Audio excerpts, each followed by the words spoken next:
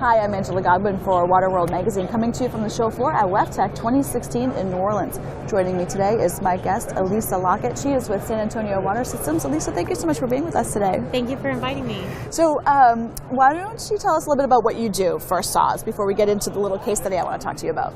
Well, I'm a director of construction maintenance in the distribution and collection operations department, so we work mainly with the pipelines, and my particular group does all the sewer maintenance for the most part. We do the line cleaning and televising, and then we also do the sewer repairs. Excellent. Now, I understand that you have a very interesting story to tell where you were able to take smart technology effectively to really optimize your maintenance program. So let's talk about that. What did you guys do?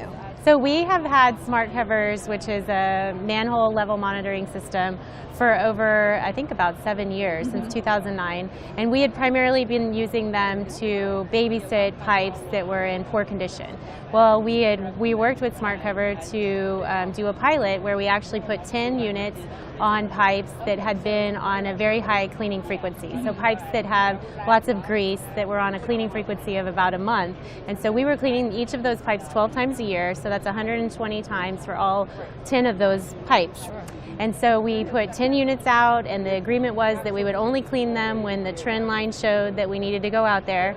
And so the level was monitored daily. It was real time.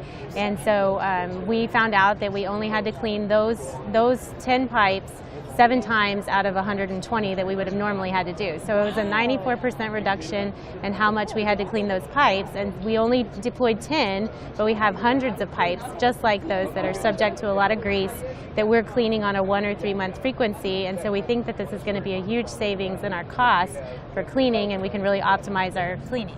Excellent, and not just cost, but like that time, manpower. Drive time, the huge vehicle on the roadway, our carbon footprint, everything would be way optimized by reducing the amount we're having to send a Vector truck out there to clean. That is amazing. So is the pilot still ongoing, or are you planning on rolling those out to the rest of your system? So the pilot ended in July, that was a year, and now what we're looking at doing is in the next budget year, widening that program to about 200 to 300 manholes, which would be on pipe segments that are also subject to frequent cleaning due to grease.